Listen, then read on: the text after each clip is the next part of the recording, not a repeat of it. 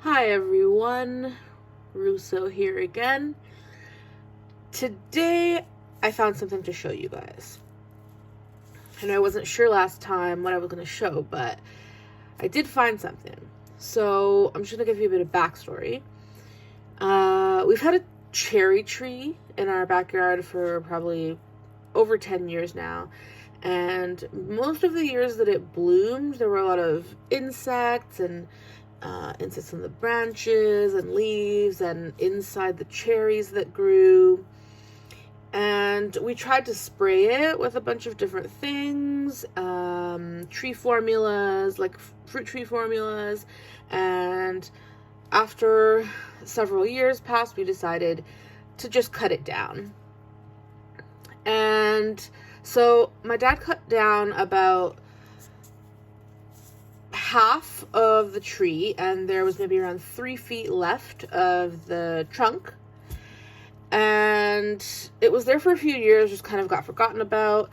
And this past summer, he decided to cut it down much lower so that we could get the whole trunk out with the root eventually. So he cut another section of it off, and he showed it to me, and inside there was something amazing. So I'm going to show you. I actually said, please, can you cut me, a big chunk or a slice of this so that I can keep it, because I think it just looks amazing.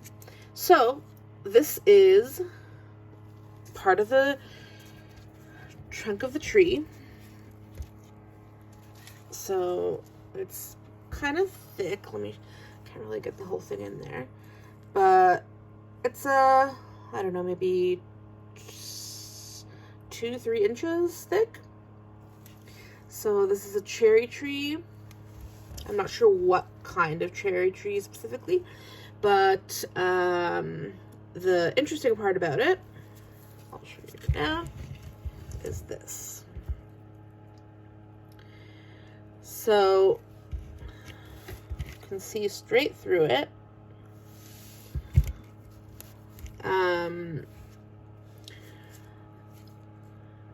So these are tunnels that have been made by carpenter ants. They're called tunnels. They're also called galleries. They are made in moist wood generally, sometimes in dry wood, and I'll try to insert a picture of what a carpenter ant looks like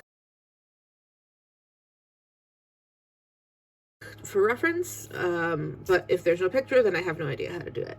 So the tunnels are, I don't know if you can really see, but the tunnels are very smooth inside, and it looks almost as if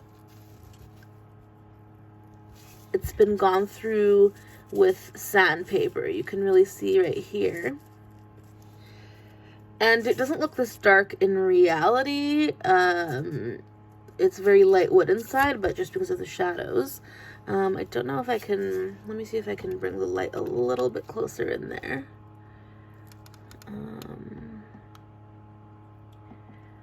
So you can kind of see it. But, sorry, I don't have a lot of room in my desk here.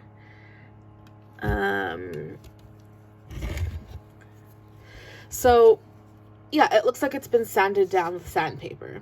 Let me just flip it over because it might be more visible on the other side. Yeah, this is a pretty good example right here. So it looks totally smooth in there. And then you can see in here as well. It just looks very, very smooth. So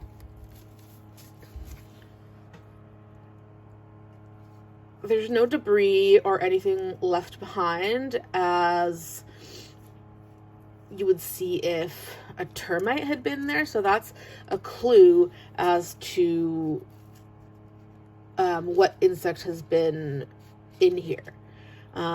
Termites will usually leave, they'll digest and then void, if you will.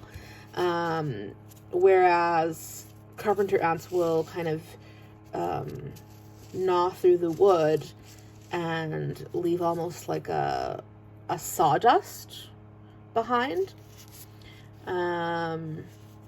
But nothing major in there. So the ants make two types of nests. So I'll just bring this back up here just like that. What's this? Oh, spider web or something. Okay, so they make two types of nests. The first type is a parent nest, which is where the queen lives and where she lays eggs and all the workers help her out, and that can generally be seen outside. So you'd see that in tree trunks and stumps, logs that have fallen on the ground, things like that. The second type is called a satellite nest, which is where there is no queen present. So there are just workers and they're creating the channels, and often you would find something like that inside a house, but it's not always the case. There's always exceptions to that. Basically, the wood has to be moist or decayed, so it has to have exposure to water and not a lot of air circulation, things like that. So that can be found in a home, but usually it would be found outside, which was the case here, because the trunk was exposed at the top, and then it's got a lot of moisture from like rain and things like that. Queen ants are much larger than a worker carpenter ant. So the worker ants range in sizes as well, but the queen is the largest, and she has wings. Unless she's a new queen that has started a new nest, in which case they lose their wings at that point. The worker ants are between 3/8 of an inch to 1/2 an inch long, and the queens can get to be as large as 1 inch long, which is pretty big, you know, imagine. So you can see the size of the holes. I can almost stick the tip of my finger in there in most of the holes, so it's quite large. And the longer that the ants are tunneling and living in a certain piece of wood, the more damage that they're able to do, because they stay there if it's safe, right? And they continue tunneling and continue laying eggs and so on. So it's really just fascinating. You see sometimes, you know, when you have an ant farm or things like that, or like anything that has the side cut out of an ant colony, and you can see that they make the tunnels. It's so cool to me, and to actually have that in a hard material as opposed to, you know, sand or soil or something like that. It's so well preserved, and it just, I don't know, it's so cool to me. So I had to get my hands on that and share it with you guys. So that's it. Have a great day.